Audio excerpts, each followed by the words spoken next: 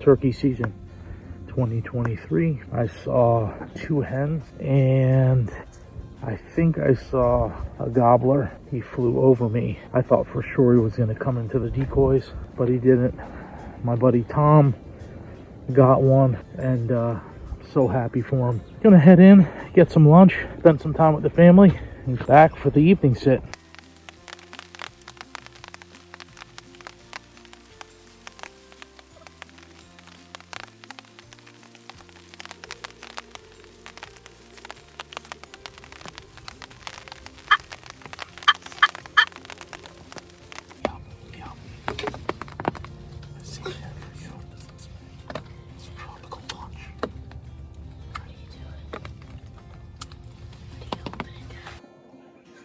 Alright guys, morning.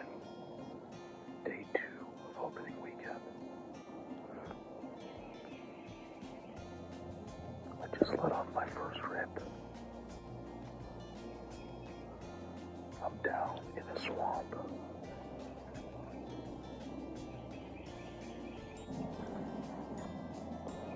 This was not the plan, but I feel pretty good about it. So let's see what happens. I'm running just a regular butt pad. I got my shotgun, and let's see how this plays out. Location number 2. I set up the last spot for about an hour and a half. Didn't see anything, so I crossed the property. Walking in, I spoke to deer. She didn't know I was here. She just knew something wasn't right. Things have been down and up back here, but everything's green. So I'm gonna hand it to the warehouse. Alright guys, 2023 Turkey Chronicles, chapter 2, maybe chapter 3, I don't know. I guess chapter 2, opening weekend was last weekend. Opening day, I saw 1 gobbler, did not come in, I didn't get it.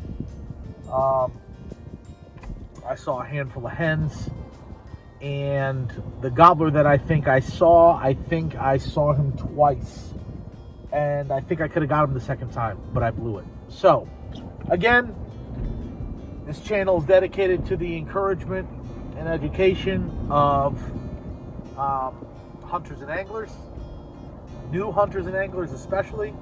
And I also think one thing that we're going to promote on this channel is transparency. Complete transparency and honesty. And this is only my 2nd season of hunting turkeys. It took me a little time to understand the complete love and adoration for this amazing bird, the thunder chicken.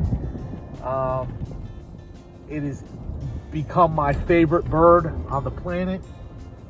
These things are masters of sight as well as elusiveness, and so I have yet this season to hear gobbles.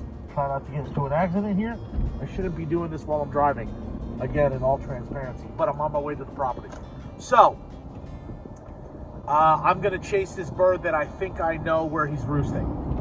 I'm gonna push back into the swamp, and I am going to try and get a jump on him while he's coming back to the roosting spot. So hold tight, let's see what happens. Alright guys, I'm set up. I'm between a food plot and the swamp where I think he's roosting.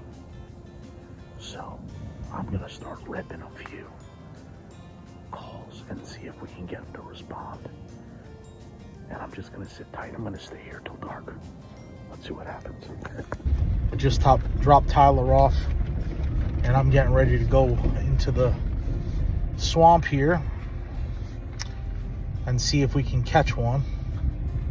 Coming back into the roost again. There were a few caught on camera last night around 6:30, and so we know that there's at least a hen and a tom walking around, which kind of makes me think that I was right, that the toms are really paired up well with the hens right now. They're just quiet and they're not really doing much.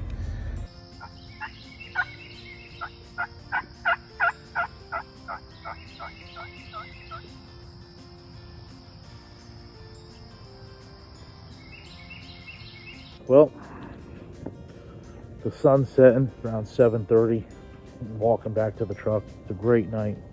Beautiful out, even though I got a little rained on. Every time I come out to the woods or I take on a new species of game that I choose to hunt, I feel like I learned something different. With turkeys, it is patience, patience, patience, patience.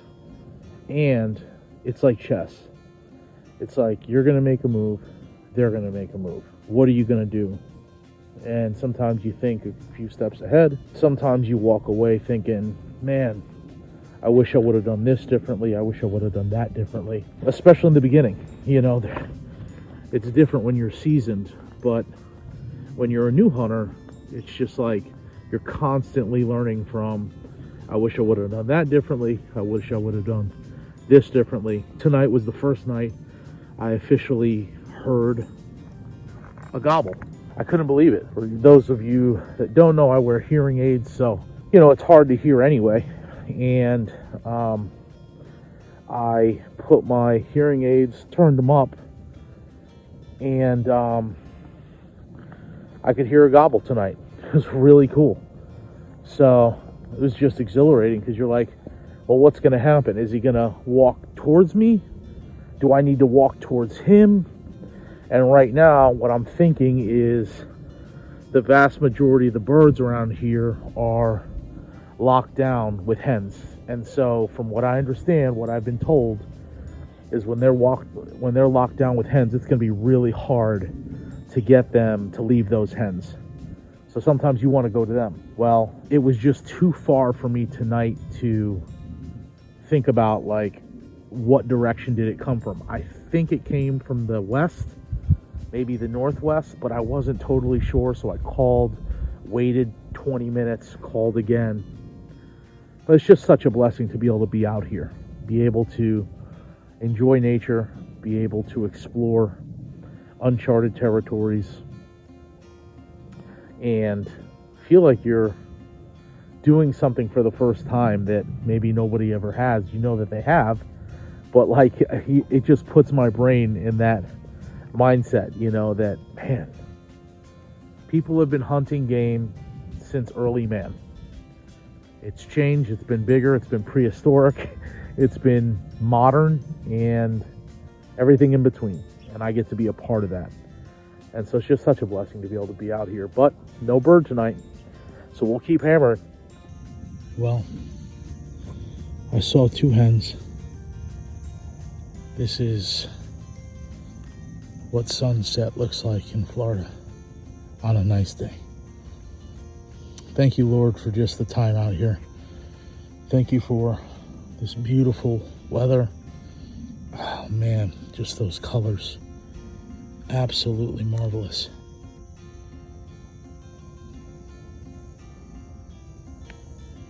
So, end of season recap.